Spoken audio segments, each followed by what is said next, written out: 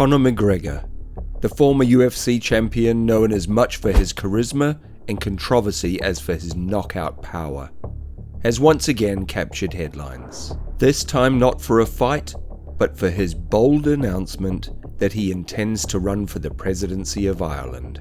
In recent weeks, McGregor has stepped up his political rhetoric, releasing social media videos, giving politically charged interviews, and declaring his readiness to wrap up Ireland's problems like a bow.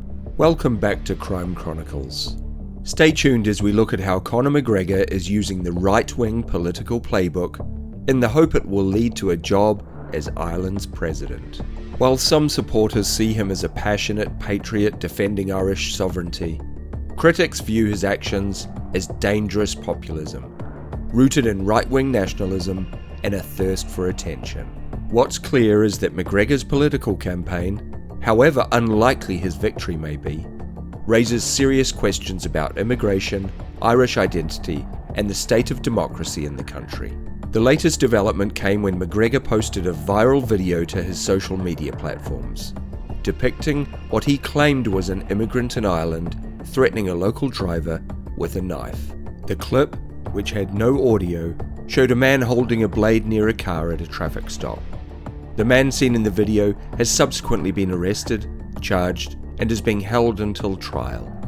McGregor described the scene in the caption as an example of what he calls a national crisis.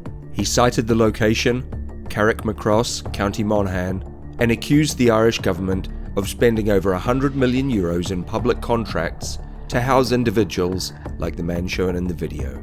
McGregor referred to such individuals as a threat to our national safety and called for their immediate removal.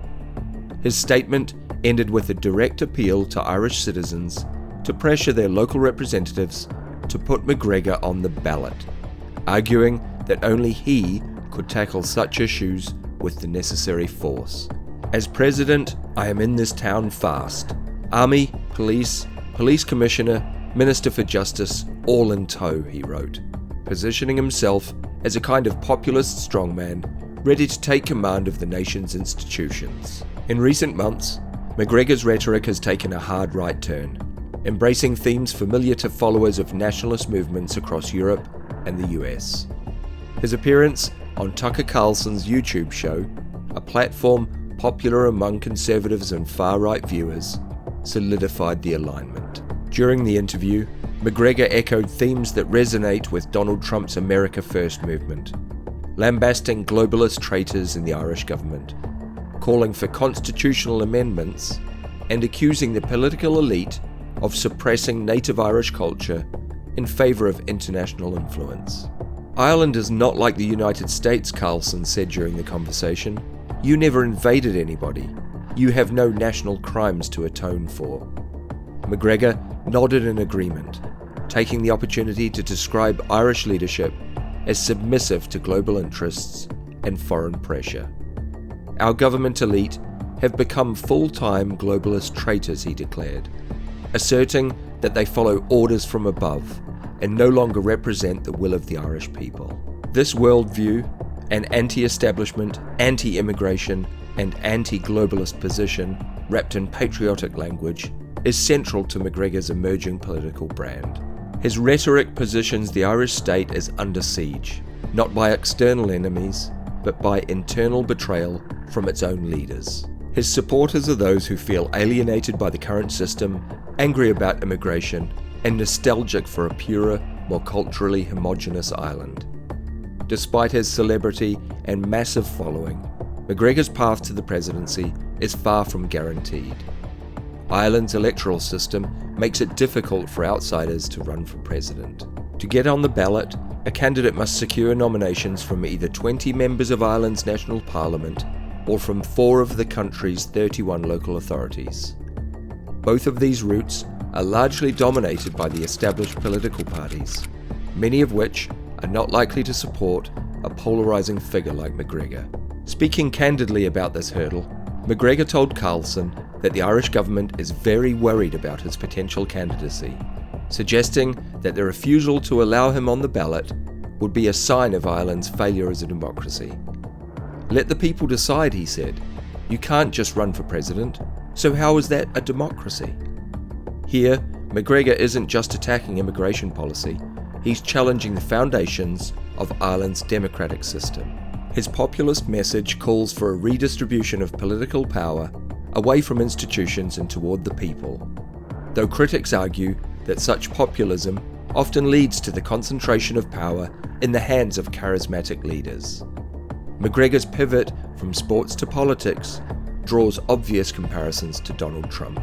Like Trump, McGregor is a billionaire businessman, larger-than-life personality, and media-savvy brand builder.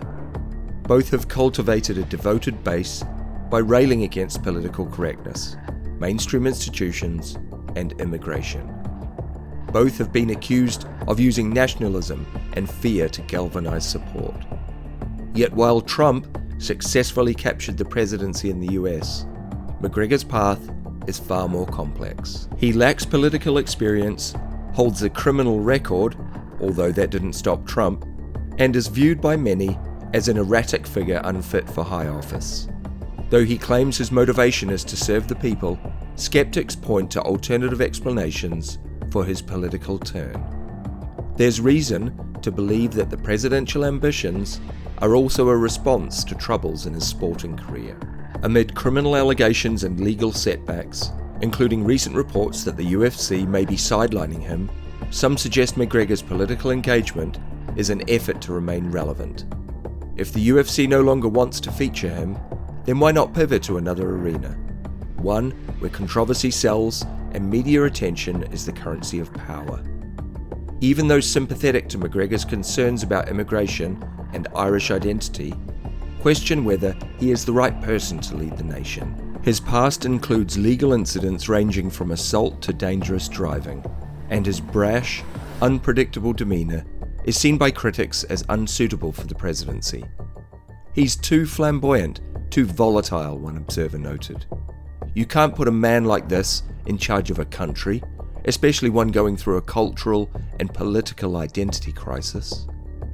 While McGregor does have business acumen and a loyal fan base, neither substitutes for experience in governance, diplomacy, or legislative strategy. Supporters argue that his deep ties to the working class, his outspoken passion for Ireland, and his rejection of establishment politics make him a symbol of change. Detractors argue that what Ireland needs is real leadership, not showmanship. Ultimately, Conor McGregor's political campaign, whether symbolic or serious, has exposed a deep divide in Irish society. His rise echoes a broader global trend: the elevation of celebrity figures with populist messages, the weaponization of social media and political discourse, and the increasing disillusionment with traditional parties. Whether or not McGregor makes it to the ballot, his rhetoric has already stirred debate and resentment.